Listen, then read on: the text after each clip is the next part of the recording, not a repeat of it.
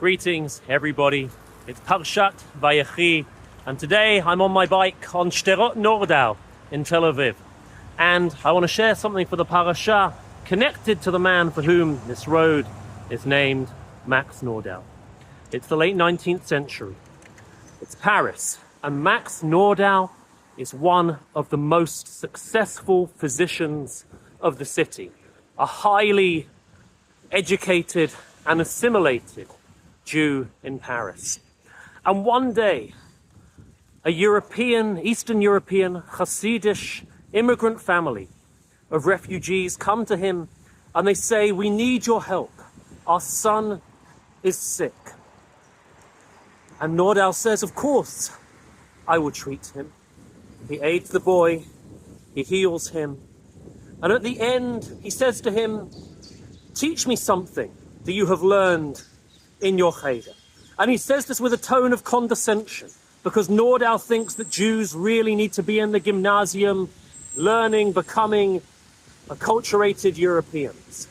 But the boy's eyes light up, and he says it's Parshat Vayehi, and Yaakov Avinu is on his deathbed, and Yosef, his son, comes to him.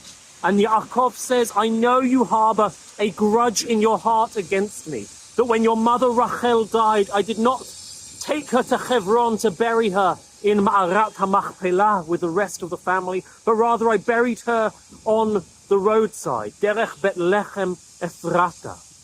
And I want you to know, Yosef, that I didn't do that out of any love or respect for her, but I did it because I had my reasons."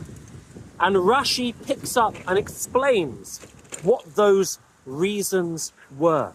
That in the future, when Am Yisrael would be led in chains out of Eretz Yisrael to the east, they would pass by Rachel's kever, and she would see them in their suffering, and she would intercede on high, saying, "HaKadosh Baruch Hu, you cannot let this happen, you must be there for your children." And Rashi quotes the verses in Yirmiyahu that describe Kol b'rama nishma, a voice is heard on high. Rachel mavaka al baneha, it is Rachel crying for her children. Mana lehi nachem, she refuses to be comforted.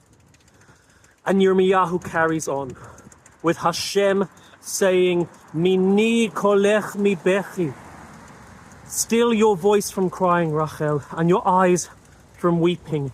Yesh sachar lepulatech, there is reward for your actions, Rachel. V'shavu vanim ligvulam, your children will return to their land. And Max Nordau says to the little boy, "You have never been to the land of Israel. You're from Eastern Europe. You're a refugee in Paris. There hasn't been a substantial Jewish presence in the land of Israel for well over 1,000 years. Do you believe this will happen?" And says the little boy, "Of course, I believe it will happen. Rashi says so."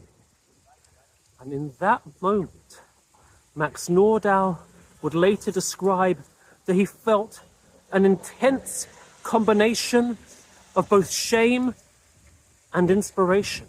That there was he, the educated, acculturated doctor, completely illiterate in his own people's history, and here was this little boy for whom Rachel and Yosef and Yirmiyahu and Rashi and Eretz Yisrael were completely alive.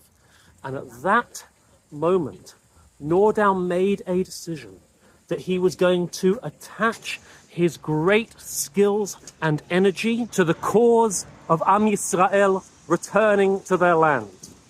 He responds to an advertisement in the newspaper and is in touch with Dr. Hertz.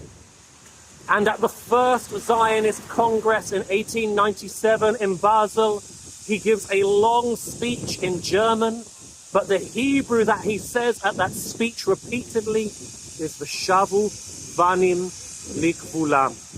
Your children will return to their borders. After Herzl's death, Nordau becomes the leader of the Zionist movement in the early 20th century. He would relate how he did not even know the name of this little boy, but this little boy had changed the course of his life. And here we are today, the shavu vanim ligvulam, your children, Rachel, have returned to their borders, and here I am, and here we are, on Sderot Nordau, the street that bears the name of this great man.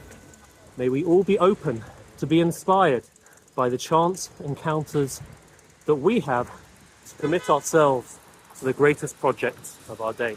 Shabbat Shalom.